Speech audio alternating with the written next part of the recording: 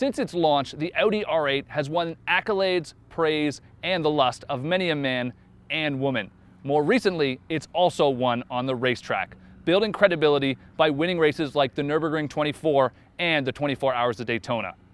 For 2014, it's been updated and gains a new flagship performance model. This car, the Audi R8 V10 Plus. As though R8 and V10 weren't enough, this car gets even more.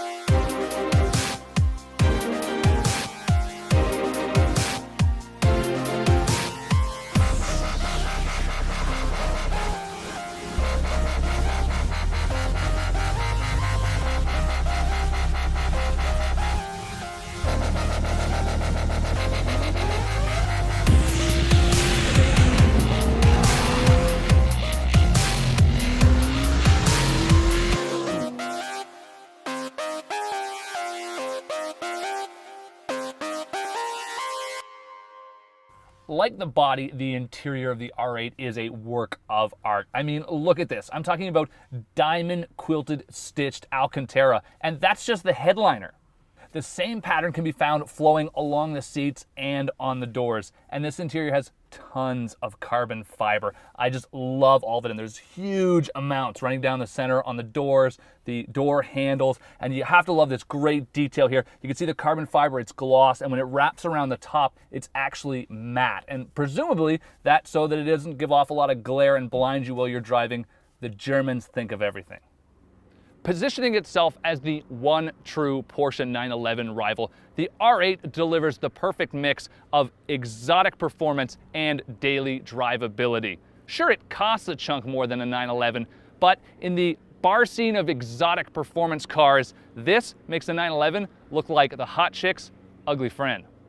Sure, it's had a mild design refresh, but you probably wouldn't notice. That's because after 6 years on sale, it still looks ultra modern.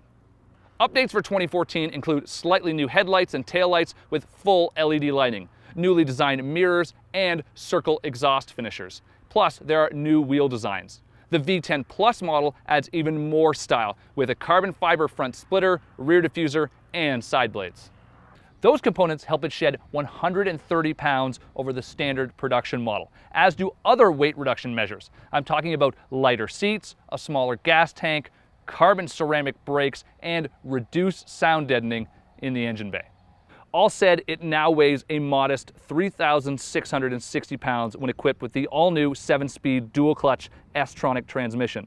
So the R8 V10 Plus has less, but it also has more. The standard 5.2-liter 525 horsepower V10 engine sourced from Lamborghini gets a 25 horsepower bump for a total of 550 horsepower. Torque also rises to 398 foot-pounds. With Quattro all-wheel drive, acceleration is a staggering 3.3 seconds with a top speed of 196 miles per hour.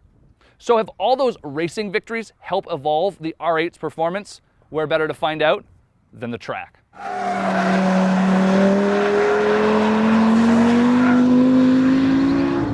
Up in power and down in weight, the Audi R8 V10 absolutely hauls.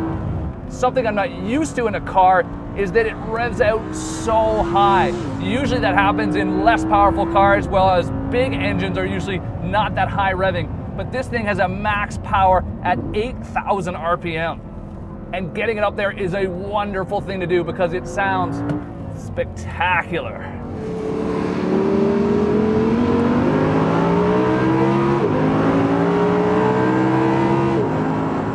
A 6-speed manual transmission is standard, but most will opt for the 7-speed automatic. That's actually a new S-tronic dual clutch transmission and replaces the old single clutch R-tronic unit, and that's a big improvement for this car. The old unit was really criticized, particularly on the street, where it was just pretty jerky and ruined a lot of the driving experience. And I have noticed already that driving this car on the street is much more civilized. And here on the racetrack, transmission is just so good. It reads your mind, it always puts you in the right shift, and the delivery of power is just so seamless. As the V10 Plus model, this car gets a more track-oriented suspension.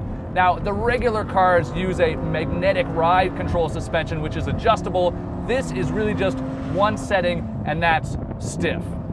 On the street, I do find the carbon ceramic brakes to be a bit touchy and they grab a bit hard, but here on the racetrack, it is definitely worth it.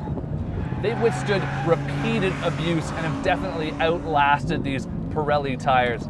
In fact, the Pirellis are the one thing holding this car back. Like any true Audi, this car features Quattro all-wheel drive, although in the R8 it's particularly unique. It will deliver 85% of the power to the rear wheels, making this a pretty tail-happy car. The problem is, being a mid-engine car with all that weight back there, once it really starts to go, it really goes, and this car can be a handful. All said, this really is the most amazing Audi ever made.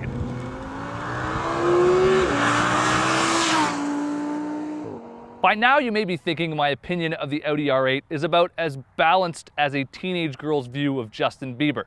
So in the name of journalistic integrity, there are a few things that aren't perfect about the Audi R8.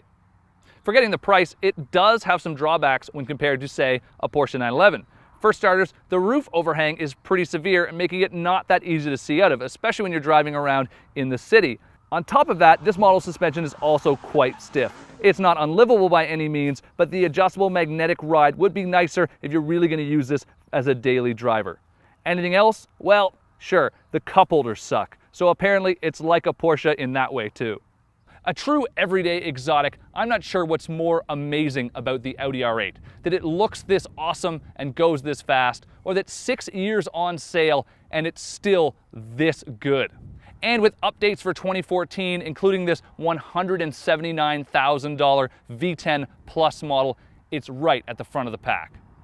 It's also the fastest car we've ever tested here at TMP, which we affectionately refer to as the Auto Guide Test Track, posting a 1:16.3, nearly 4 seconds a lap faster than any other car we've ever tested.